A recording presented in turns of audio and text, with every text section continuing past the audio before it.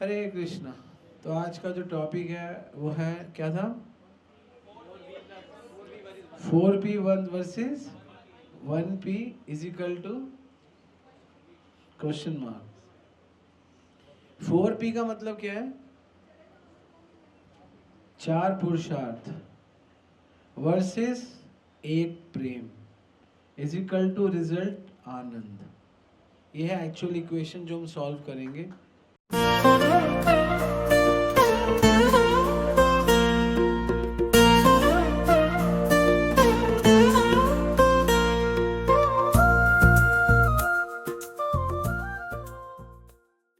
4p versus 1p is equal to आनंद। ठीक है, तो this is the equation of today's class. समझ में आया था? 4p 1p, 4 पुरुषार्थ और एक अकेला बेचारा प्रेम। प्रेम अकेला ही काफी है उन 4 पुरुषार्थों के ऊपर। कौन कौन से शास्त्रों में 4 पुरुषार्थ है? धर्म, अर्थ, काम, मोक्ष। तो हमारे जितने स्कूल ऑफ फिलॉसफी है वो ज़्यादातर 4 पुरुषार्थ पे ही चर्चा करते हैं। धर्म, अर्थ, काम और मोक्ष। कि अर्थ कमा लो काम से, मतलब काम, अर्थ कमाओ काम के लिए, और फिर जो काम अर्थ है उनको ऐसा नियुक्त करो कि तुम्हारा धर्म हो जाए, और जब धर्म, अर्थ और काम निपट जाए तो मोक्ष की तरफ चलो। ये रास्ता हमें कई लोगों ने दिया। प्रेम का रास्ता कोई नहीं बताता है ना। ये प्रेम का रास्ता किसने फैलाया और बताया?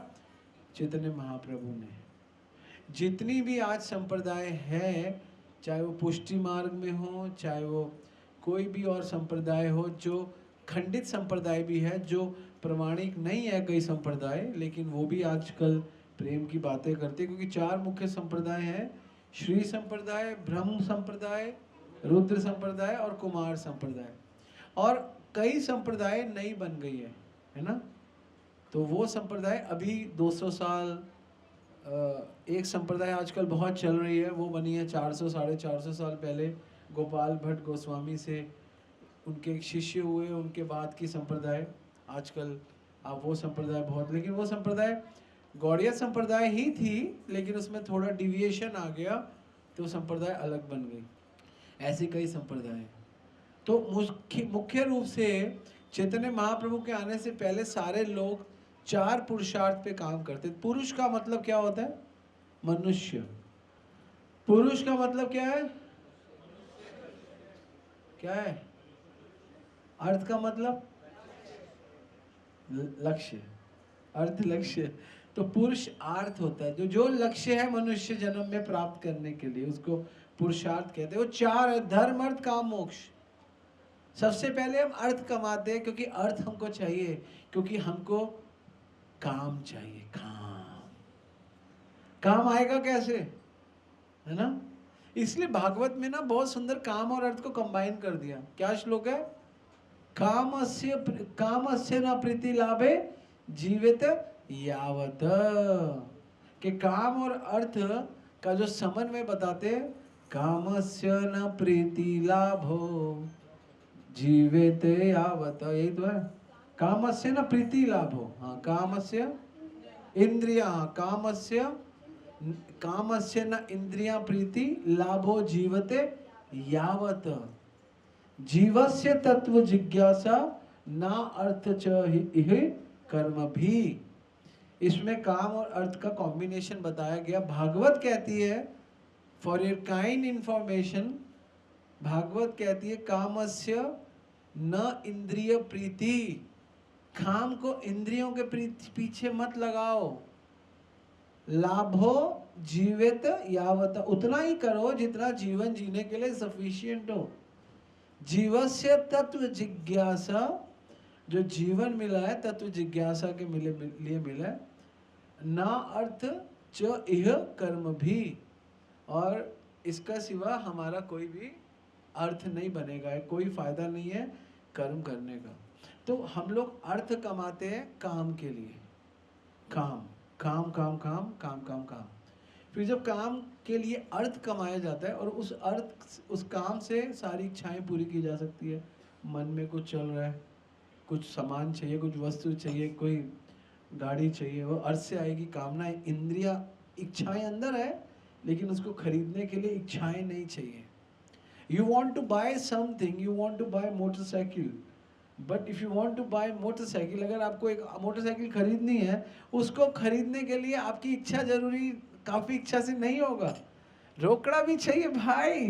1 लाख की मोटरसाइकिल आएगी तो 1 लाख तो नहीं, इच्छा तो है, काम तो है, लेकिन अर्थ नहीं है, इसलिए लोग अर्थ के पीछे भागते हैं। तो अर्थ भी लक्ष्य है, अर्थ होगा तो काम होगा, और फिर हम उसका जो बेस है कि हम धर्म को लगा देते हैं। फिर धर्म, क्योंकि धर्म हमको एक अप्रूवल, यहाँ पे लिखा है अप्रूवल, और एक सिंसियरिटी, एक ऑनेस्टी हमको प्रोवाइड करता है कि हाँ हम सही काम कर रहे हैं, बिकॉज हम अर्थ कमा रहे हैं, हम बहुत अच्छा काम कर रहे हैं, क्योंकि हमारे को धर्म करना है, धर्म के लिए अर्थ और काम चाहिए, तो इसको हम ओके करके धर्म में लगा देते हैं।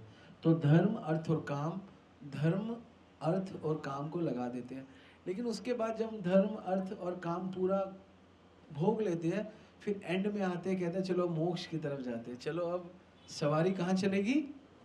मोक्ष की तरफ। और मोक्ष मीन्स कि हमको मेटीरियल जो चीज़ें हमने अभी तक कमाई, जो भी कुछ कमाया, अब सब छोड़ देंगे। तो चैतन्य महाप्रभु ने बोला ये जो फिलॉसफी है, ये फिलॉसफी बहुत अट्रैक्टिव फिलॉसफी नहीं है। पूरा जीवन अर्थ कमाओ, इच्छाएं पूरी करो, धर्म से, सिंसियरिटी से, ऑनेस्टी से भोग करो, ऑनेस्टी से भोग करो, है ना। हम नॉनवेज नहीं खाएंगे, लेकिन वेज खाएंगे। लेकिन वेज कैसा खाएंगे? सबसे महंगा, उसको कमाने के लिए और मेहनत करेंगे। हम चिड़ियाओं को दान देंगे, हम मछलियों को खिलाएंगे, धर्म करेंगे, लेकिन भगवान से दूर रहेंगे और मेहनत करेंगे, क्योंकि हर जीव को खिलाने से पुण्य मिलता है, उस पुण्य से धन मिलेगा, हमारा अगला जन्म सुधरेगा, हमारे पास और पैसा आएगा, हमारा बेटा ठीक होगा, उसकी परवरिश अच्छी होगी, धन परिवार सब कुछ सुख सुख सुख सुख रहेगा। ऐसा ही होता है। इसलिए हमारा धर्म, अर्थ और काम तीनों फेल हो जाते हैं। बेशक हम धर्म कर रहे हैं, लेकिन उसका कोई फायदा नहीं है। क्यों फायदा नहीं है? क्योंकि ये जो धर्म था ये सही जगह जुड़ा नहीं। अब तीनों कर लिए तो धर्म करके समझ में आया हमें तो मोक्ष की तरफ जाना है। अब फटे पुराने शरीर से 60, 65, 50, 55, 60 साल के शरीर से अब मोक्ष की तरफ जाएंगे, मुक्ति के लिए। ओम शांति शांति शांति। भागते हैं ना, फिर नई नई खोज के लिए भागते हैं, अलग अलग अनुष्ठान करते हैं। तो क्या होता है? मोक्ष लेते हैं। और मोक्ष में सिद्धांत क्या बनाते हैं? किस सिद्धांत से मोक्ष लेते हैं? कि संसार में कुछ नहीं है, ये जो मटेरियल वर्ल्ड है ना, वो है ना कि ये दुनिया, ये महफिल मेरे काम की नहीं, मेरे काम की नहीं, क्योंकि अब किसी से लड़ाई हो गई, क्योंकि पत्नी भाग गई, क्योंकि उम्र हो गई, क्योंकि दोस्त भाग गए, तो कुछ काम की नहीं। यही पहले काम की तेरे थी, अब ये काम की नहीं, है ना। फिर फाइनली आते हैं कि अब हम मोक्ष के पीछे भागेंगे। तो इनको शास्त्रों में कहा गया मूर्ख लोग। कौन है? जो जीवन भर धर्म, अर्थ और काम में पड़े और अंत में मोक्ष में आते हैं, उनको मूर्ख कहते हैं। किनको मूर्ख कहते हैं? जो जीवन भर, चुप, जो जीवन भर काम में पड़े, जैसे तू काम में पड़ा रहता है और अर्थ में पड़ा रहता है और मोक्ष और धर्म भी करता है, मेरे हाथ यूं करवाता है, यूं कर, तो धर्म अर्थ काम तीनों करता है, लेकिन मोक्ष में पहले जाना है, बाद में नहीं जाना। ठीक है, तो बाद में नहीं, अभी जाना है। ठीक है, तो कोई फायदा नहीं है पहले काम में पूरे काम पूरे कर लो, है। अभी हम पूरा मजा करेंगे, बुढ़ापे में करेंगे भक्ति प्रभु, मजे, अभी मजे का टाइम है। ये कोई सही सेंसिबिलिटी नहीं है, ये कोई सही बुद्धिमत्ता नहीं है। क्योंकि जो आप जीवन भर करोगे, आपका ध्यान हटेगा ही नहीं वहां से। अरे एक छोटा ध्यान हटाने के लिए कितनी मेहनत करनी पड़ती है बाबा रे बाबा। अगर एक ध्यान भटक गया, क्यों, उसको सीधा करने के लिए उसको इतनी मेहनत करनी पड़ती है, इतनी मेहनत करनी पड़ती है। सही चीज को, पहली बात तो सही चीज समझ में नहीं आती, है ना। देखो इसके ऊपर मैंने 20,000 रुपया खर्च कर दिया, इस जानवर के ऊपर, अलग अलग डॉक्टरों को फीसें दे के, दवाइयाँ लेके। और 5 रुपए की पट्टी से ठीक हो गई। आप समझ रहे हो? तो जो हमने हजारों रुपए लगाए वो तो हुआ नहीं, एक 5 रुपए की पट्टी से ठीक हो गया। आप समझ रहे हो? सही डायग्नोज होना बहुत जरूरी है। इसकी गांठ नहीं जा रही थी, वो लगाया, फट के भारी बाहर आ गई। तो हमको समझ रहे हो, कई बार हम हजारों रुपया लाखों रुपया खर्चते हैं लेकिन सही चीज पे नहीं करते। सही समय पे सही ठोकर मारना जरूरी है। तो अगर आप सही समय पे सही नहीं करोगे और सोचोगे अंत में आके मुक्ति मिल जाएगी, तो ऐसा कहीं नहीं होता, ऐसा नहीं लिखा। तो इसलिए यहाँ पे प्रभुपाद जी लिख रहे हैं, और मोक्ष चाहिए तो धर्म अर्थ काम क्यों फंसे उसमें। प्रभुपाद जी कहते क्यों फंसे उसमें हम, धर्म में अर्थ में काम में। अगर मोक्ष चाहिए तो सीधा मुक्ति के लिए भागो। तो हाईएस्ट ऑब्जेक्टिव जो है वो यही है कि हमको मुक्ति चाहिए, ठीक है ना। लेकिन महाप्रभु आए, महाप्रभु ने बोला कि है ना, मुक्ति भुक्ति कामी सकले आशान, कृष्ण भक्त निष्काम अतएव शान। ऐसा नहीं है कि मुक्ति खराब है। कई लोग ऐसा ना सोचे कि मुक्ति खराब है। मुक्ति बहुत अच्छी है, लेकिन वो कैसे अच्छी है वो हम शास्त्रों से समझेंगे। भागवतम में प्रभुपाद जी ने बहुत सुंदर बताया, 8वें स्कंद में जब कथा आती है गजेंद्र की, गजेंद्र की कथा में प्रभुपाद जी पर्पट में लिखते हैं, और वो श्लोक भी बहुत अच्छा है। 8वां स्कंद 3रा अध्याय, आई थिंक श्लोक नंबर 14 या 15, उसमें बहुत सुंदर प्रभुपाद जी बताते हैं कि मुक्ति और भक्ति में बहुत फर्क है। हम लोग पंचम पुरुषार्थ भक्ति नहीं बोलते, प्रेम बोलते हैं। अब यहाँ पे कोई क्वेश्चन उठा सकता है कि भक्ति और प्रेम में क्या फर्क है। कोई बताएगा भक्ति और प्रेम एक है, लेकिन उसमें क्या फर्क है? कोई बताओ, बता। हाँ, भक्ति हृदय से नहीं करते, भक्ति हृदय से। बताओ भक्ति में और प्रेम में क्या फर्क है?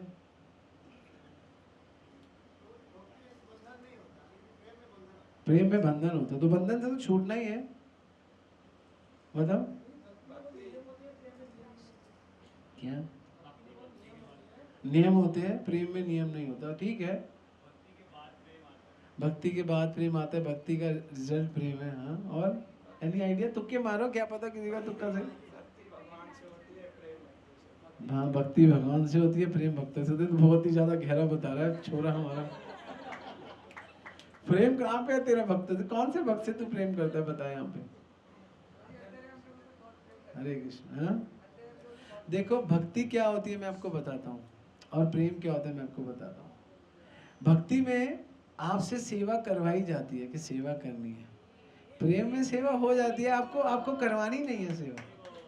इसीलिए पंचम पुरुषार्थ प्रेम है। भक्ति, भक्ति मीन्स सेवा, सेवा मीन्स प्रेम। लेकिन भक्ति में कहते हैं कि सेवा करो, भक्ति में। क्या प्रेम में एक माँ अपने बच्चे को, माँ को बच्चा बोलता है मेरी सेवा करो? प्रेम में आप नेचुरल सेवा करोगे। प्रेम में आपको कोई डंडी नहीं करेगा, आप सेवा करो। भक्ति बेशक, भक्ति में आपको कहेंगे आप भक्ति करो, आप माला करो, आपको ये करो, लेकिन जब आपको प्रेम हो जाएगा ना, तो आप नेचुरली माला करोगे, आप नेचुरली गीता पढ़ोगे, आप नेचुरली क्लास में आओगे, आप नेचुरली, तो प्रेम हो जाता है ना। कईयों को आदत हो जाती है, मिलेंगे प्रेम है ना। प्रेम में एक नेचुरल एसेंस होता है, भक्ति में एक नेचुरल एसेंस नहीं है। भक्ति में नेचुरल टेस्ट है, लेकिन एसेंस बहुत, एसेंस का मतलब होता है खुशबू। आप रोक नहीं सकते। अगर आपने ढक्कन खोल दिया और बंद कर दो, आप छुपा दो, छुपा दिया, छुपा दिया, जितना मर्जी छुपा दो, गद्दे के नीचे रख दो, फैल गया, है ना। और टेस्ट क्या है ना, टेस्ट फैलेगा नहीं। आपने लिया, खा लिया, आप तक सीमित है ना, आपके तक सीमित, आप फैला नहीं पाए।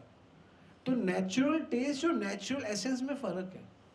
नेचुरल टेस्ट आप तक है, उसके लिए आपको मेहनत करनी पड़ रही है, आपको लेना पड़ रहा है। लेकिन नेचुरल एसेंस जो है वो आपको लेना नहीं पड़ रहा, वो तो फैल गया। जैसे आपने यहाँ पे रूम फ्रेशनर, अब आप करके चले गए, अब क्या है, वो रूम फ्रेशनर यहाँ घूम रही है, और मुझे वही रोज फ्लेवर लेना है, मुझे टेस्ट करना, तो मुझे गोली लेनी पड़ेगी, रोज की मुख पे रखना पड़ेगा, तो मुझे वो टेस्ट आएगा। तो भक्ति मतलब स्पेसिफिकली आपको लेनी पड़ेगी, प्रेम मतलब आपको स्पेसिफिकली लेना नहीं पड़ेगा, वो घूम रहा है, आपको बस उसमें बैठना है ना। जैसे कहते हैं प्रेम की बात है उदो बंदगी, तो प्रेम केवल भगवान ही करते हैं, हम प्रेम कर नहीं सकते, हमें इतनी शक्ति नहीं है। वो क्या कहते हैं, मन में एह विचार करत हरि, घर घर नहीं, ब्रज घर घर मैं जाऊं, गोकुल जन्म लिया इस कारण, गोपियन माखन खाऊं। मतलब भगवान का प्रेम है, भगवान कह रहे हैं कि ब्रज के घर घर मैंने जन्म क्यों लिया, गोपियन गोकुल जन्म लिया इस कारण, गोपियन माखन खाऊं, है ना। भगवान कह रहे हैं मुझे माखन खाना है, तो ये प्रेम है भगवान का। भगवान प्रेम के लिए क्या कर रहे हैं, कुछ रुक नहीं पा रहे, अपने आप को रोक नहीं पा रहे। भगवान फैल गए, कहते ना वो व्यक्ति फैल गया, भगवान फैल गए। और कहते हैं मन में विचार करत हरि, मन में एह विचार करत हरि, ब्रज घर घर में जाऊं, और ब्रिज के हर घर में जाऊं। अब ब्रिज के हर घर में जाने के लिए भगवान ने बोला कैसे जाऊं मैं ब्रिज के हर घर में, मैं तो ब्रिज में टोटल 11 साल ही हूं, मेरे पास तो टाइम ही नहीं है ब्रिज में ज्यादा रहने का, तो मैं कैसे जाऊंगा। भगवान ने सोचा कि गोकुल जन्म लिया इसी कारण जन्म लिया कि गोपियन, हर गोपी, क्योंकि ब्रिज में बहुत गई है, हर गोपी माखन बनाती है, हर गोपिन के घर जाऊंगा माखन खाऊंगा, तो उसके घर में एंट्री हो गई मेरी, हो गई ना एंट्री। अब ये प्रेम है, जब एंट्री करोगे जबरदस्ती, सेवा जबरदस्ती करने को प्रेम कहते हैं। और इधर तो बोल बोल के थक जाओ भाई, कूड़ा, कल मैं रात को आया, मैंने बोला कूड़ा अभी भी पड़ा है, फिर मैं उठा के लेके जाने लगा, राधा सेवक ने कहा नहीं भैया शर्म आ गई उन सबको। मतलब आप अपना खाया कूड़ा भी उठा के नहीं फेंक पाते, तो कहाँ प्रेम है, कहाँ सेवा, सेवा से प्रेम कहाँ पे, क्या हमारा स्तर है। हम सोचे कि हाँ कम से कम उठा लूं मैं सारा का सारा कूड़ा, बाहर फेंक दूं। अब ये क्या करेंगे, सारा कूड़ा पड़ा है पूरे भर दोगे, यहाँ रख देंगे और सो जाएंगे। हाय राम, कूड़े के साथ सोने वाला व्यक्ति कौन होता है, झूठी प्लेटें। और यू आर इन्वाइटिंग चूहा महाराज, चूहा महाराज आ जाओ, वी आर स्लीपिंग हियर, आप आ जाओ। इमीडिएटली पहला काम है, एक कुत्ता है ना, कुत्ता जब कभी बैठते पहले पूंछ से जगह साफ करता है, फिर बैठता है। हम कुत्ते से भी गए गुजरे हैं कि वहीं पे खाते, वहीं पे रख देते, टोटली नॉनसेंस। ये पहला काम तो सब बनाओ, जो सबसे बड़ी सेवा है, जब खाओ उसी टाइम, सुबह वेट मत करो कि सुबह कोई कूड़े वाला आएगा लेकर जाएगा। आप सब लोगों के पास बाइक है, उठाओ यहाँ पे वहाँ पे फेंक के आ जाओ। नहीं, इसमें प्रॉब्लम क्या है, why waiting for morning time, leave it, यहाँ पे सोना है। नहीं, हाँ नहीं, हम सब फेंकते हैं, वहमी नहीं है, हम लोग वहमी नहीं, हम लोगों को वहम से बहुत दूर है। अतः क्या है, श्रद्धा शब्द विश्वास करिले सुदृढ़ निश्चय, कृष्ण भक्ति करिले सर्व कर्म कृत्य। अगर नहीं फेंकते तो बाहर रखो, बाहर रखते हैं तो पड़ोसी बोलते, तो इससे चलो फेंक क्या हो, है ना। तो ये सेवा करनी चाहिए, ये सेवा सबसे बड़ी सेवा है। तो इसको कहते हैं, अगर आप सेवा करना चाहते हो तो सबसे पहले सेवा का क्या रूल है, प्रेम ही सेवा है, जब प्रेम नहीं है तो सेवा नहीं है। तो पंचम पुरुषार्थ जीना मतलब, हमें चैतन्य महाप्रभु ने पंचम पुरुषार्थ दिया। चैतन्य महाप्रभु से पहले सिर्फ ब्रह्म संप्रदाय में थोड़ा सा प्रेम की चर्चा थी, लेकिन वो भी प्रेम की चर्चा क्या थी, छुपी हुई थी, कुछ कुछ भक्तों तक फैली थी, कहीं तक नहीं थी। ज्यादातर लोग धर्म अर्थ काम मोक्ष में ही थे, सारे के सारे स्कूल ऑफ फिलॉसफी धर्म अर्थ काम और मोक्ष की चर्चा करते थे, इससे ज्यादा कोई चर्चा करने के लिए थी नहीं। यही चैतन्य महाप्रभु लिख रहे। तो इसीलिए श्रीमद् भागवतम पुराण अमलम, तो जो श्रीमद् भागवतम है यही पुराण अमलम है। और प्रेम पुमार्थो महान, पुमार्थ मतलब पुरुषार्थ को ही पुमार्थ कहते हैं। तो जो प्रेम जो पंचम पुरुषार्थ है, एक 4 पुरुषार्थ कौन कौन से है, धर्म अर्थ काम मोक्ष, और पंचम पुरुषार्थ को प्रेम कहा गया है। तो श्रीमद् भागवतम पुराण अमलम, ये जो है ये अमलम पुराण, अमलम मतलब जिसमें मल नहीं है, प्रेम पुमार्थो महान। और महान पुरुषार्थ देने आया है, महान पुरुषार्थ है प्रेम। इसलिए चैतन्य महाप्रभु स्वयं आए, नाम रूप में आपको प्रेम देने आए, यही बता रहे हैं। तो प्रेम केवल प्रेम नहीं है, प्रेम है प्रेममयी सेवा। सारे लोग क्या बोलते हैं? डिवोशन डिवोशन डिवोशन, लेकिन प्रभुपाद जी क्या बोलते हैं? क्या बोलते हैं? Devotional service. अगर आप बाकी स्कूल ऑफ फिलोसॉफी में जाओगे, चिन्मय वाले बोलते हैं कि that is called devotion, that is called devotion. आप कहीं और श्री संप्रदाय में भी बोल जाओगे तो भी ये कहेंगे that is called devotion. But Prabhupada ने बोला there is no devotion, we are in devotional service, प्रेममयी सेवा। जहां पर सेवा नहीं है वहां प्रेम जागृत नहीं होता, से प्रेम सोया रहता है। प्रेम की सुप्त अवस्था में, प्रेम की जो सुप्त अवस्था है उसमें आपको कुछ मिलने वाला नहीं है, सो कॉल्ड। तो जब तक प्रेम से सेवा नहीं होगी, और प्रेम से सेवा हम कब तक नहीं कर सकते? आइडिया बताओ, कब तक नहीं कर सकते? प्रेम में सेवा क्यों नहीं कर सकते और कब तक नहीं कर सकते? ध्यान खड़े होके ध्यान भटकता है, बैठ के ध्यान लगता है ना। बच्चों को स्कूल में जब क्लास में पढ़ाया जाता है तो खड़े होके पढ़ाया जाता है, बैठ के ध्यान लगता है, खड़े होके ध्यान भटकता है। जिसको अपना ध्यान, जिनका ध्यान भटकाना है वो खड़े हो जाओ, जिनको ध्यान में लगाना है वो बैठ जाओ।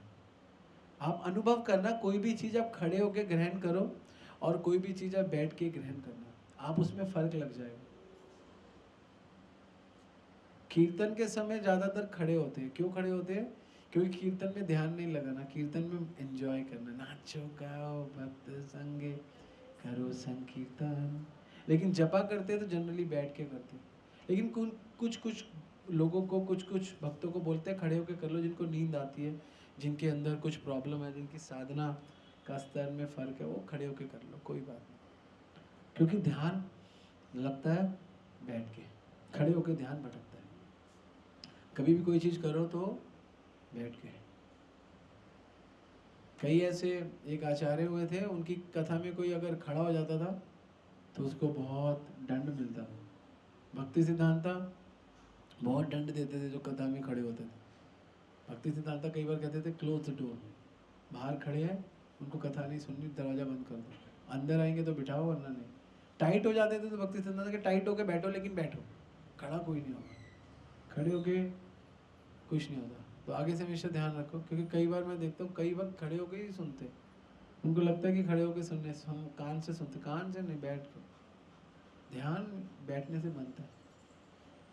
तो इसलिए पंचम पुरुषार्थ की बात है प्रभुपाद जी, डिवोशनल सर्विस। तो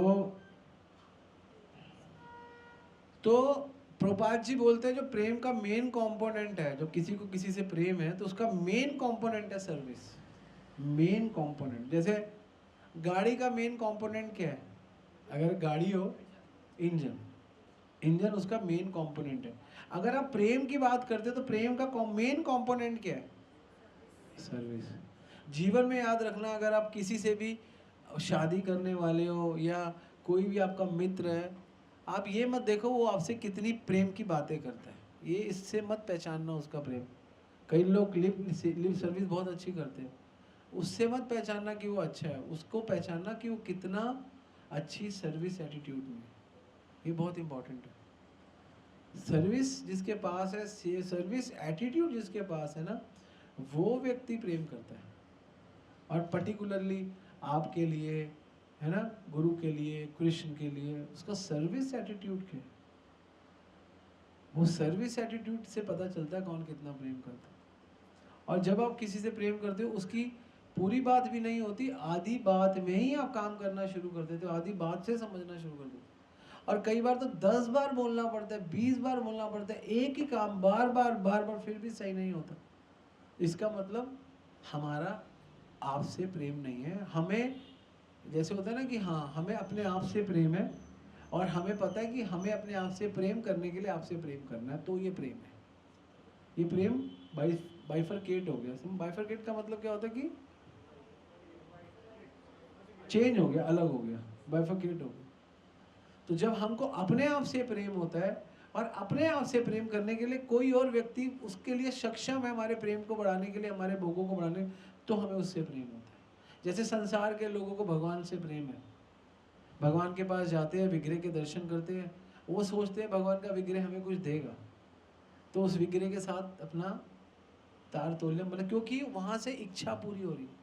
लेकिन जो ज्ञान में होते हैं, भक्त होते हैं, वो उनके साथ एक जो रिलेशन बनाते हैं वो सेवक का और मालिक का बनाते हैं। वो अपनी स्थिति को जानते हैं। मुक्ति हित्वा अन्यथा रूपम स्वरूपेण व्यवस्थित, उसको पता है कि मेरे को अपने स्वरूप में व्यवस्थित होना है। और उसका क्या स्वरूप है? जीवेरे स्वरूप होए कृष्ण नित्य। उसको पता है कि मेरा स्वरूप क्या है, मुझे कहाँ पे स्थित होना है। तो ये चार जो पुरुषार्थ है, धर्म अर्थ काम मोक्ष, ये जो पुरुषार्थ है इनसे कहीं श्रेष्ठ है अकेला प्रेम।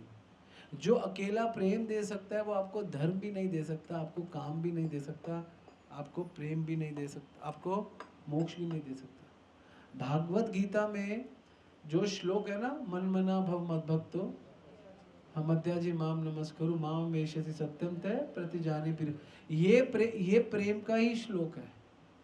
सर्वधर्मान परित्यज्य, ये भी पंचम पुरुषार्थ का ही श्लोक है। अनन्य सिंचन्तो माम ये जनो, ये भी पंचम पुरुषार्थ का ही श्लोक है। मता परंतर नान्यात किंचित, ये भी पंचम पुरुषार्थ का ही श्लोक है। ये श्लोक अलग नहीं है, ये गीता ही पंचम पुरुषार्थ को प्रमोट कर रही है।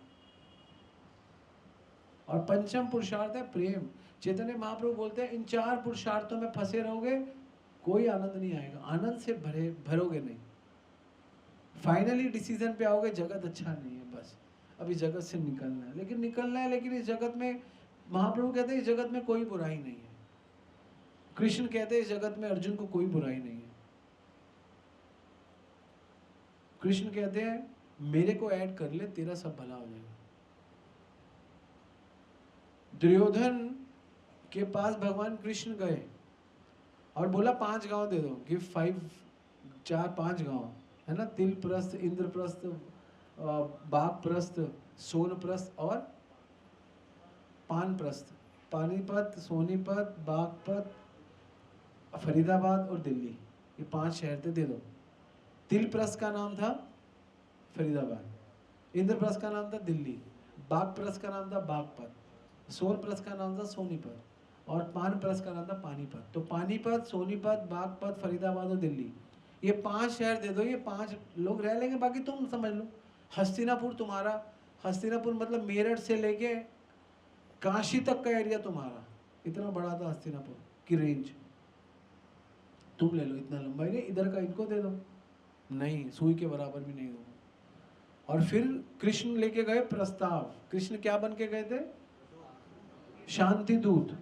कृष्ण को ही पकड़ना चाहा, कृष्ण अपना विराट रूप दिखा दिया, भगवान ने अपना विराट रूप दिखाया, सब लोग घबरा गए। और ये देख के सबसे ज्यादा कौन घबराए? दुर्योधन नहीं, दुर्योधन का बापू, जिसको पता चला, धृतराष्ट्र। धृतराज ने राज ऋषियों को बुलाया,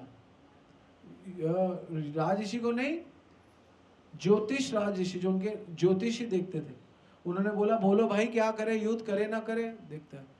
कह रहे हैं दुर्योधन के भाग्य में, सुयोधन नाम है दुर्योधन का एक्चुअली, सुयोधन के राज्य में भाग्य में राजयोग है, युद्ध कर लो। 3 दिन हुए, 3 दिन में डिफीट हो रहे थे कौरव। फिर दोबारा बुलाया ऋषि को, जो ज्योतिष थे, ज्योतिष को बोला, क्या बोला ज्योतिष को? हैं? हाँ, कि फ्यूचर क्या है, ये तो पीछे हो रहे हैं कौरव। कहते कोई बात नहीं, इसके राजयोग है, जीतेगा, चिंता मत करो, ये तो ऊपर नीचे तो होता है। 8वां दिन हो गए, आधी सेना निपट गई। फिर दोबारा ज्योतिष को बोला भैया क्या सीन है, कि वो हैरान हो गया, कह रहे इसका राजयोग है, सामने क्या चल रहा है समझ में नहीं आ रहा, कि जो विधि है इसके फेवर में है, ऐसा कोई व्यक्ति उधर है जो विधि के विधान से भी बड़ा है। तो विदुर जी कहते हैं उधर कृष्ण है, जो विधि के विधान से भी परे है, उधर कृष्ण है। मतलब जो एस्ट्रोलॉजी कह रही है कृष्णा ने उसको डिनाई। अब आप ये भीष्म पर्व पढ़ो महाभारत का, उसमें पूरा संवाद है। तो हैरान युद्ध लड़ क्यों रहे थे? क्योंकि अपना तो भगवान ने दिखाई दिया तेज, लेकिन उस तेज के ऊपर जो हम वहमबाजी धर्म वर्म निकाल के आते हैं, सब लेकर चले गए। भैया देखो, कहते हैं ये तो जीतेगा, इसका राजयोग है, राजयोग है, राजयोग है। उसने बोला उधर असली योग है, वो कृष्ण है, वो ही राजयोग है, वही सबसे बड़े हैं। तो कहते इधर उधर कुछ ऐसा चल रहा है जो विधि के विधान से बढ़कर है। भगवान अगर पांडवों की तरफ नहीं होते तो क्या पांडव जीतते?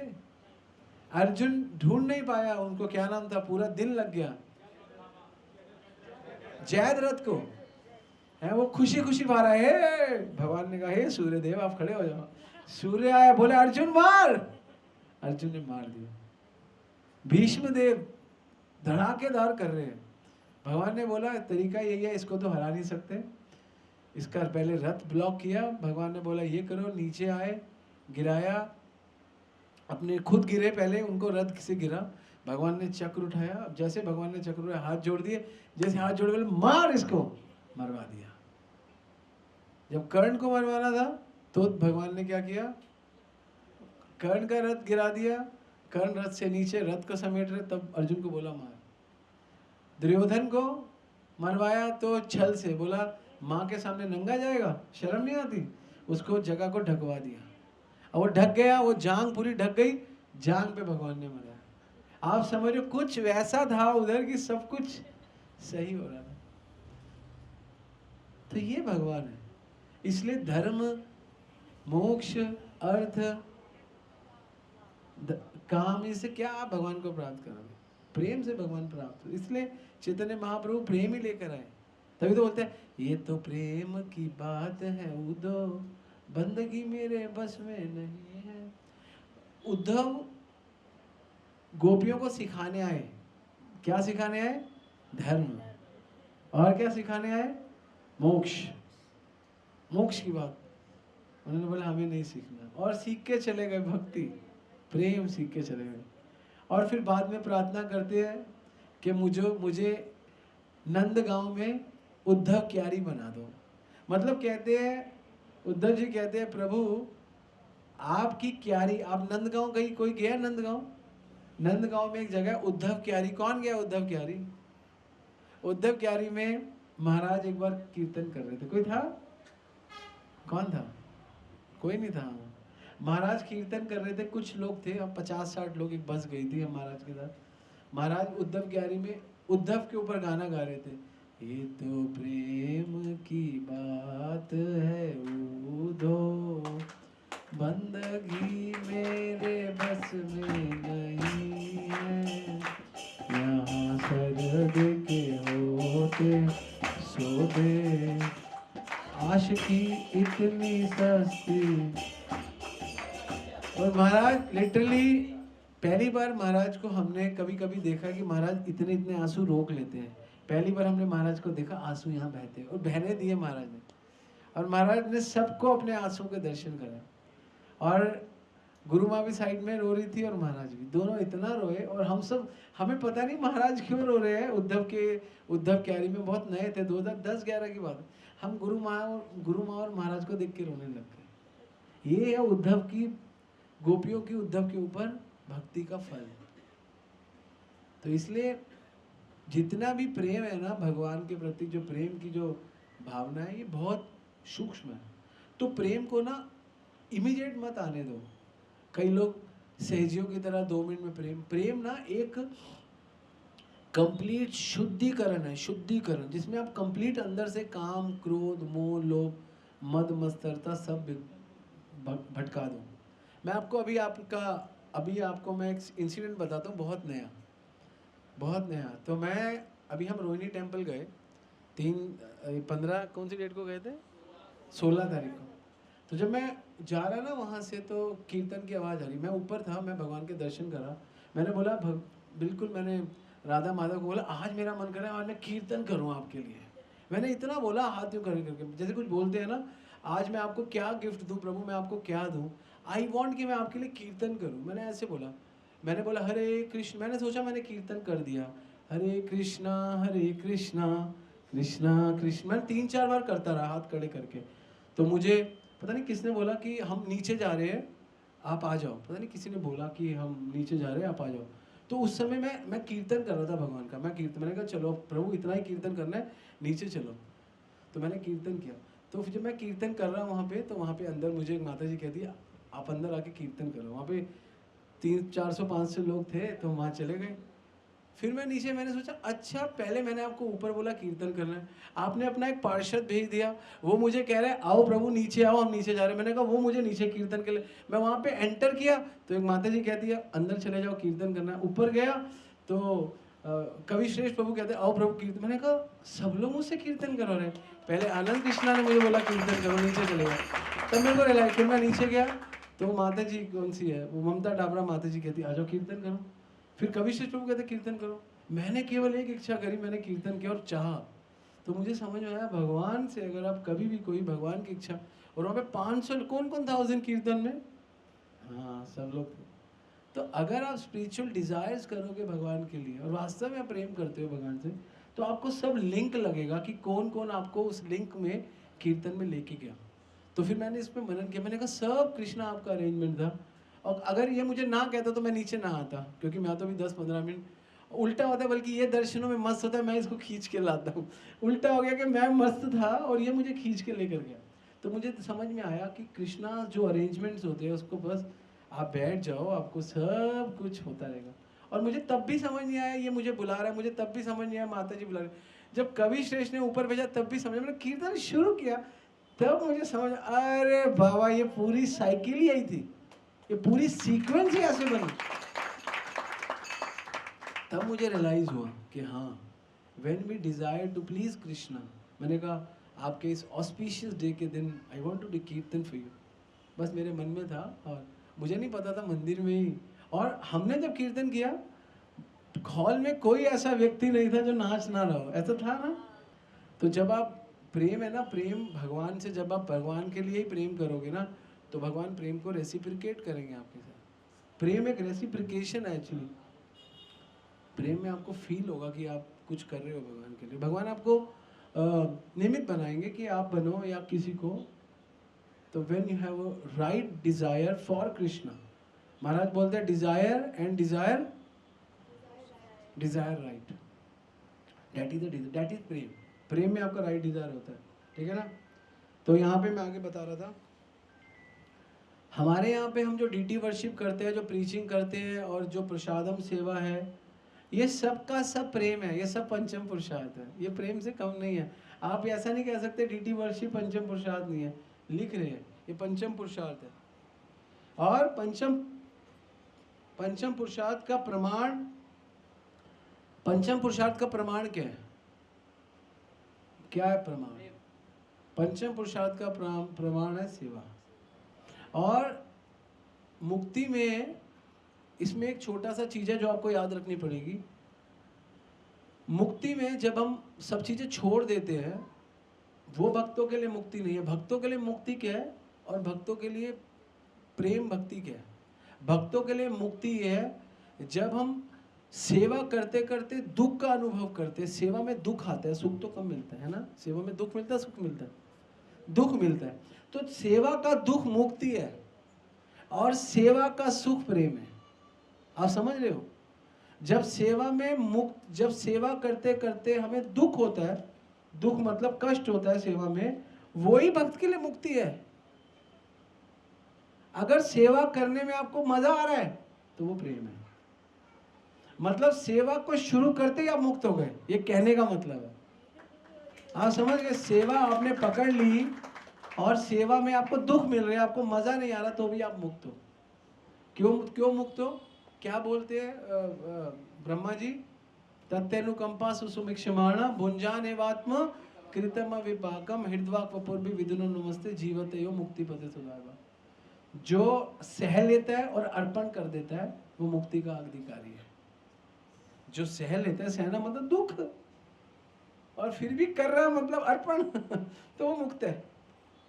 तो जो भक्त सेवा में है, जैसे कि तुम सारे, और घटिया सेवा करते हो या अच्छी सेवा करते हो, पॉइंट ही नहीं है। लेकिन सेवा में जो दुख का अनुभव करते हो यही तुमको मुक्ति दिला देगा। सेवा करते रहो, लेकिन एक बात मान जाओ, कूड़े में मत सोया करो। क्या लो? और ऐसा नहीं है कि कूड़े में सो 4 दिन तक पड़ी रहती है वो 4 डिप पैकेट। मैं जब आया तीसरे दिन मैंने कहा कब क्या कह रहा है वो, तब का है जब 15 तारीख को 17 तारीख को प्रभात का अपीयरेंस हुआ था। मैं 19 तारीख को आया था, तो 17 की रात, 18 की रात और 19 का दिन, 2.5 दिन तक वो 4 थैले यहीं पड़े रहे।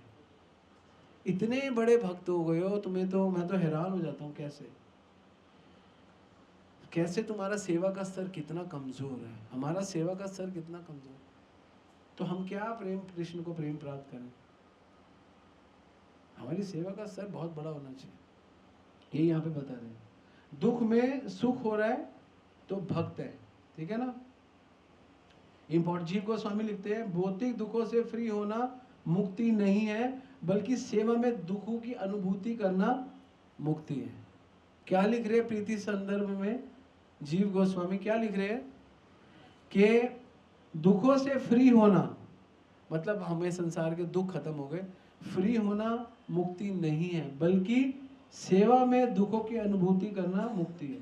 और दुख में सुख हो रहा है वो भक्ति है। दुख में सुख हो रहा है। किसको दुख में सुख होता है? नहीं होता। जिसको दुख में सुख होता है उसको वो भक्ति है। आपको होता है सुख में, दुख में सुख? एक ही व्यक्ति को होता है यहाँ पे, ब्रिजवासी गोपाल को, सुख में दुख, दुख में सुख। अच्छा, क्या दुख है जिसमें आपको सुख होता है मुझे बताओ?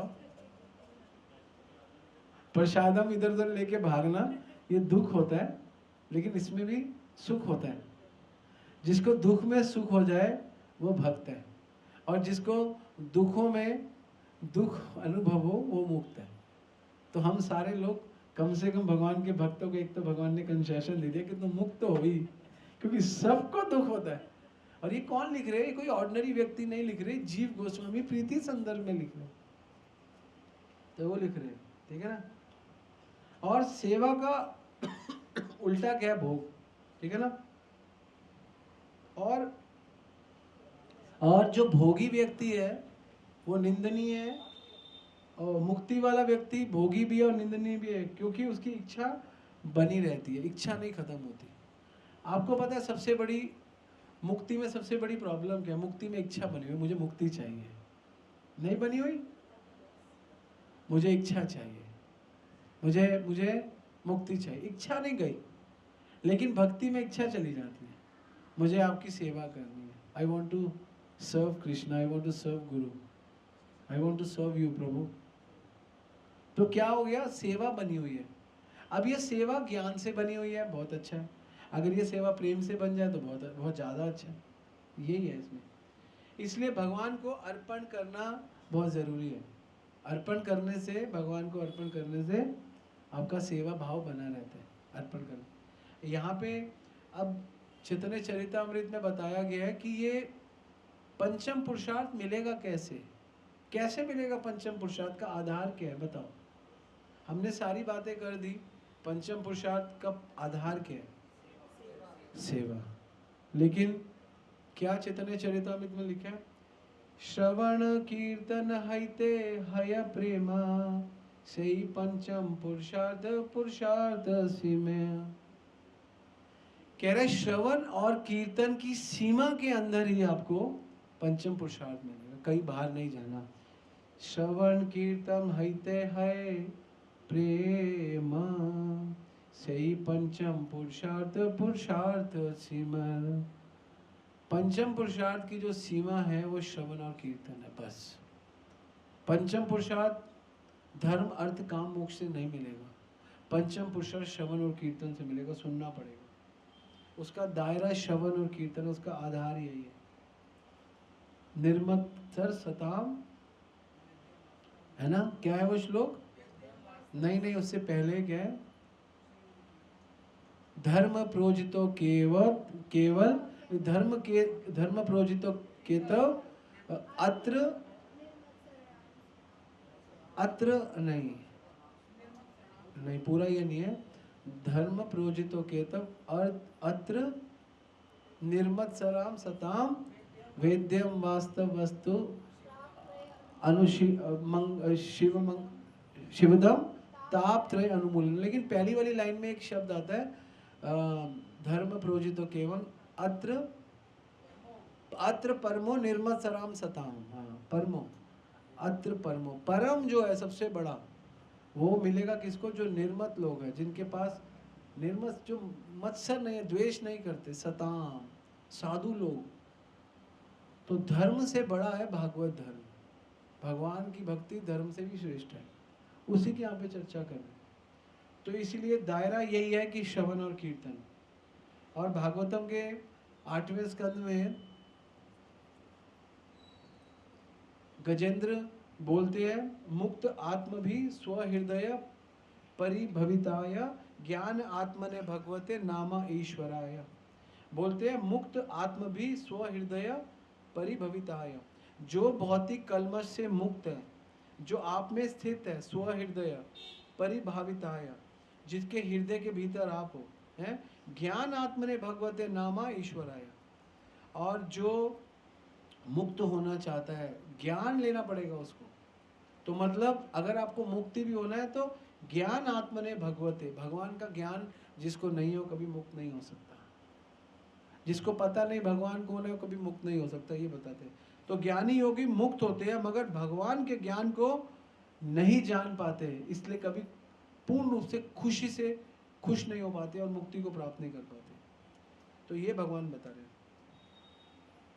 और मुक्ति से ही अब हमारे लिए पॉइंट है, भक्तों के लिए, क्या भक्तों को मुक्ति चाहिए? क्या भक्तों के लिए मुक्ति की आवश्यकता है? नहीं चाहिए। हाँ, मुक्ति को कभी भी आप गंदा मत बोलो, भक्त को भी मुक्ति चाहिए। यहां पे लिखा है भक्त को भी मुक्ति चाहिए, क्योंकि भक्त जब मुक्त हो जाएगा तभी उसके अंदर भगवान स्थापित हो पाएंगे। मुक्ति, भक्त की मुक्ति क्या है? भक्त को अपने हृदय से संसार की काम वासनाओं से मुक्त होना है। और जो मुक्ति के लिए स्पेशल योगी लोग हैं वो भी यही करते हैं, वो भी काम वासनाओं से मुक्त हो जाते हैं। हमको भी काम वासनाओं से मुक्त होना है, लेकिन हमारे लिए साथ क्या है? वो अपने घर को खाली कर लेते हैं, हम भी अपने घर को खाली करना चाहते हैं, लेकिन प्रॉब्लम क्या है? बाद में वो अपने घर को डेकोरेट नहीं करते, हम लोग कृष्ण से डेकोरेट कर देते हैं। ये फर्क है। मुक्ति तो हमको भी चाहिए, उनको मुक्ति क्यों चाहिए? उनको मुक्ति इसलिए चाहिए क्योंकि उनको इस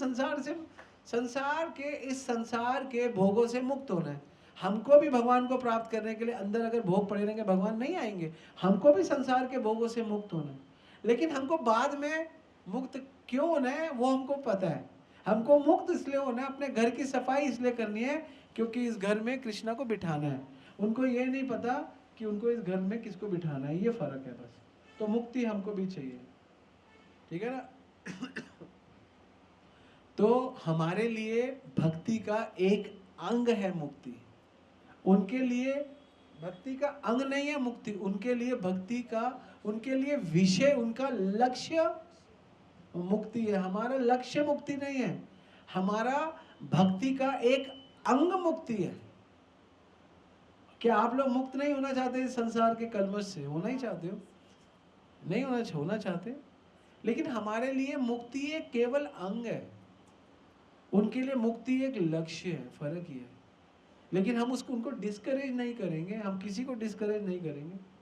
क्या पता वो उस लक्ष्य को प्राप्त करे, उस लक्ष्य से आनंद ना आए तो फिर नंद के आनंद की तरफ भाग जाए, है ना? क्योंकि आपको आनंद नहीं आएगा, जो मुक्ति के पीछे भागेंगे उनको आनंद नहीं आएगा। योगी लोग, ज्ञानी लोग, तपस्वी लोग यही तो कर रहे हैं, कृष्ण को आनंद देना। कृष्ण को आनंद किससे मिलता है? किससे मिलता है बताओ? कृष्ण को सबसे ज्यादा आनंद मिलता है कि सब लोग ये जान लें कि कृष्ण में आनंद है, इससे कृष्ण को सबसे ज्यादा आनंद मिलता है। और ये बात सबको बताने के लिए कृष्ण कहते हैं मैं नहीं बताऊंगा। मैं एक बात बताऊं, मैं बहुत अच्छा हूं, मैं अपनी तारीफ करूंगा अच्छा लगेगा? मैं खुद कहूं मैं बहुत अच्छा हूं, मैं यार ये क्या बात है, अपने आप को अच्छा कैसे बोल रहे हो भाई? सब लोग ऑब्जेक्शन उठाते हैं। भगवान ने कहा कलयुग के सारे पतित है, मैं कहूँगा ना कि मैं अच्छा हूँ तो मानेंगे नहीं, तो बुला लेते सारे पार्षदों को, सारे पार्षदों को, ज्ञानियों को, योगियों को, भक्तों को, और भक्त बोलते हैं, क्या बोलते हैं, ज्ञान देते हैं, कृष्णस्तु भगवान से, भगवान के, हाँ अब तुम सही कर रहे हो, सही करते रहो, करते रहो। तरीका यही है। तो सबसे अच्छा कौन है? जो भगवान को बांटता है, उससे अच्छा कोई नहीं है।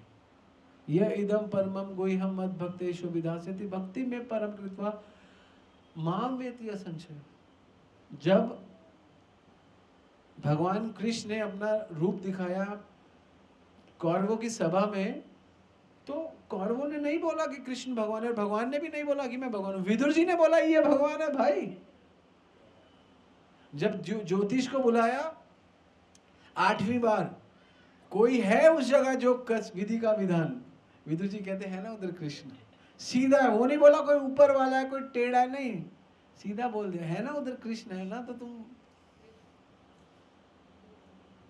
अर्जुन के जीतने का कारण केवल कृष्ण थे, दुर्योधन के हारने का कारण केवल कृष्ण थे। दोनों के युद्ध का जो कारण थे वो कृष्ण थे, और कृष्ण ने इतना स्मार्टली गेम किया, पता ही नहीं चला कि कारण मैं हूँ। साइड में मैं तो बस बता रहा हूँ, राइट ले ले, लेफ्ट ले ले, मुझे तो आई डोंट नो, मैं तो लड़ नहीं रहा हूँ, मैं तो एक हल वो रथ चला रहे, मुझे क्या, रथ चलाने वाला क्या होता है, एक पार्थी की क्या वैल्यू है ना भैया, रथी की वैल्यू है, महारथी की वैल्यू है, सारथी की क्या वैल्यू है? वो तो रथी है, रथी की क्या वैल्यू है? हाँ, मेरी कोई वैल्यू नहीं। इस जगत में सब भगवान करे, लेकिन बिल्कुल साइड हो जाते हैं।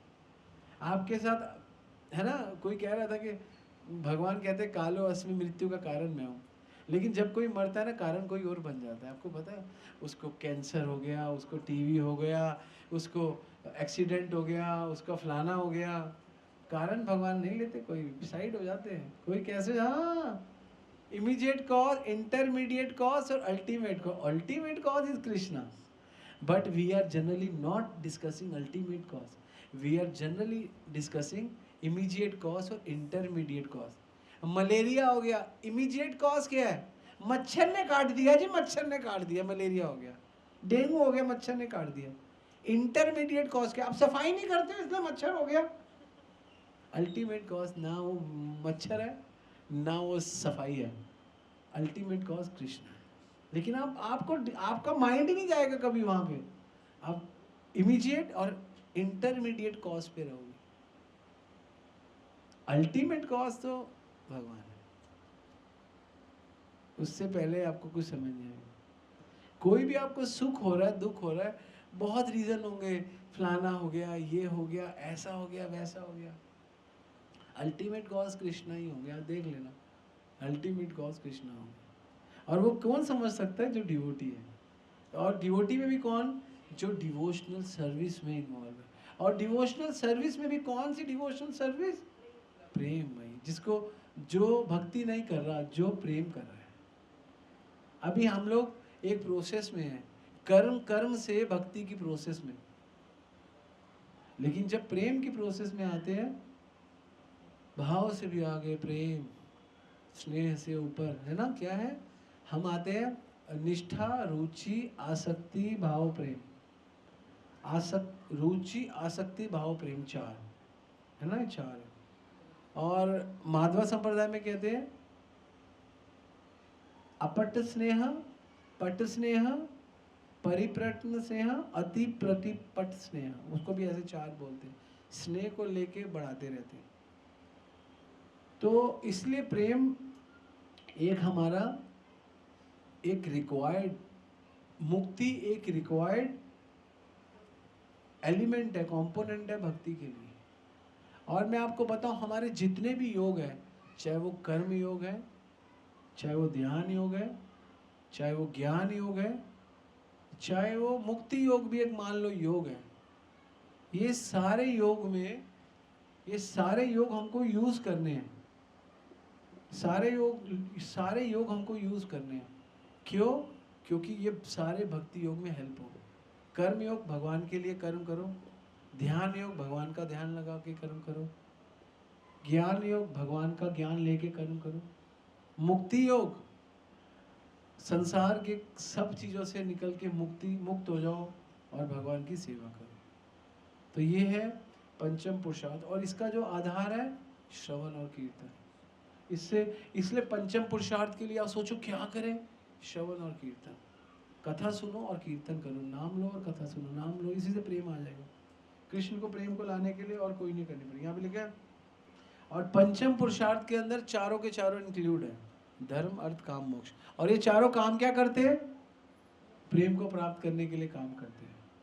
काम क्या करेगा, काम करेगा कैसे भगवान के लिए काम करूं।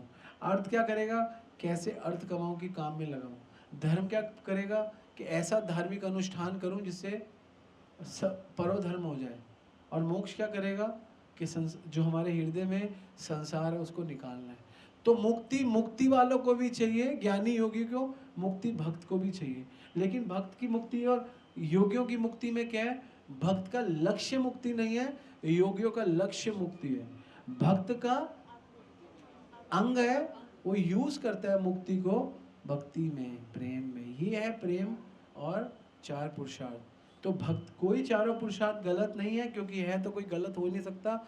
इस जगत में जो भी चीज है कोई गलत नहीं है, याद रखना। रसगुल्ला भी गलत नहीं है, करताल भी गलत नहीं है, फूल भी गलत नहीं है, लेकिन हर चीज गलत है। ये भी गलत हो सकती है, अगर मैं खींच के इसके सिर पे मार दूं तो ये गलत है। ये भी गलत हो सकता है, अगर घुसा के इसके कान के अंदर डाल दूं, गलत है। रसगुल्ला भी गलत हो सकता है, अगर निकाल के इसके सिर पे उसका, नहीं सिर पे इसके रस डाल दूं। तो हर चीज गलत हो सकती है और कोई भी चीज गलत नहीं है। कौन सी चीज आप दिखाओ, ये भी सही है, हाँ बोलने के काम आ रहे, लेकिन मारने के लिए गलत है। हर चीज, कोई भी चीज गलत नहीं है। कई लोग कहते हैं, एक बार हम इंडोनेशिया जा रहे थे, तो मैं किसी को प्रीच कर रहा था एयरपोर्ट पे। एक याद है, वो पति पत्नी और बच्चा था, ऑस्ट्रेलियन थे, मैं उनसे बात कर रहा था। तो वो मुझसे बात कर रहे हैं, कह रहे हैं कि आप लोग ये नहीं खाते, वो नहीं खाते, मैं इस्कॉन गया हूँ, ये नहीं खाते, वो नहीं खाते। एक बात बताओ, आप लोग लहसुन नहीं खाते, प्याज नहीं खाते, है ना। आज आपको पता है, ये जो आप पौधे को मानते हो, आपको पता है जो चरस गांजा बनता है, ये आप लोग नहीं खाते। मैं बोला आप खाते हो, कहते हैं वो आपका क्वेश्चन नहीं है, वो भी तो पौधा है, वो भी तो, क्योंकि गांजे के भी तो बाग लगे होते हैं, वो आप क्यों नहीं खाते, आपको खाना चाहिए। मैंने बोला आपकी बात बिल्कुल ठीक है, हर चीज़ भगवान ने बनाई है, हर चीज़ अच्छी है, लेकिन वो गांजा किन के लिए बनाया आपको पता है। मैं बोला नहीं। मैंने बोला गांजा उनके लिए बनाया जो चीले है, बाग है, चीले है ना, चील जो उड़ती है, और क्या होता है, चील और बाज, उनके लिए, क्योंकि उनको बहुत लंबा ट्रैवल करना होता है, तो धुतुरा नशे में खा भागो, समझ रहे, उनके लिए है वो उनके लिए है, सीरियसली उनके लिए है वो। अपने आप देखना, जो बाज होती है ना, और चील, वो उन्हीं पौधों को खाते हैं, इनको क्या कहते हैं, जिनमें हफीम है, क्योंकि ये है, लेकिन आपके लिए नहीं है, आपके लिए नहीं है, वो है उनके लिए। आप अगर उनके सामने चील बाज के आगे आप चावल की खेती रखोगे ना, कभी डिस्टर्ब नहीं करेंगे। चावल की खेती चील बाज डिस्टर्ब नहीं करते, उड़ते रहेंगे, खाएंगे ही नहीं। इसलिए जहाँ पे चील बाज लगते, जो खेती करते हैं ना, आप उनसे पूछना, वो एक छोटे से पोर्शन में ना कोई भांग धतूरा लगा देते हैं कि जो बाज वाज आए खा के चले जाए, उनको चाहिए वही, उनको लिए अलग अरेंजमेंट कर दिया। जैसे कभी कोई हिंदू की शादी होती है ना, कोई मुस्लिम की शादी होती है, उसके हिंदू फ्रेंड होते हैं, वो एक अलग से टेंट लगाता है कि हिंदू आके खाना खा के चले जाओ, क्योंकि तुम नॉनवेज तो खाओगे नहीं, तुम्हारे लिए अलग। किसी को पता है, मैं पुरानी दिल्ली रहा हूँ, आज़ाद मार्केट मुझे पता है, मैं क्योंकि इस सर्कल में रहा हूँ, मुझे पता है। तो वहाँ पे मेरे फादर कभी जाते थे, तो मैं एक दो बार गया हूँ। वलीमा कहते हैं वो लोग, वलीमा जैसे हम लोग कहते हैं शादी, तो वो लोग क्या करते हैं, वलीमा में हिंदुओं के लिए अलग एक टेंट लगा देते हैं, और बनाने वाला बावर्ची भी हिंदू होता है। मेरे पिताजी लेके जाते थे मेरे को एक दो बार वलीमों में, तो वहाँ पे अलग से हिंदुओं का खाना होता है। तो ऐसे ही जो बड़े बड़े खेती करते हैं, वो 200-500 गज के अंदर एक ऐसे पौधे लगा देते हैं कि जो भी उड़ते उड़ते आएंगे खा के चले जाओ। गलत नहीं है कोई भी चीज़, लेकिन किन के लिए पता हो और कब यूज़ करनी है वो पता हो। कुछ गलत नहीं है, जो भी बना कुछ गलत नहीं है, लेकिन कहाँ यूज़ होना है पता हो। ये एक्चुअली जब हम प्रेम के स्तर पर आते हैं तो हम सब कुछ सही से करने लग जाते हैं। हम धर्म अर्थ काम मोक्ष से भाग नहीं रहे हैं, उसको भी प्रेम में इस्तेमाल करेंगे। काम प्रेम में, धर्म के प्रेम में, अर्थ प्रेम में, मोक्ष प्रेम में। ठीक है, समय भी हो गया है, तो ये भी इसको वाइंड अप करते हैं।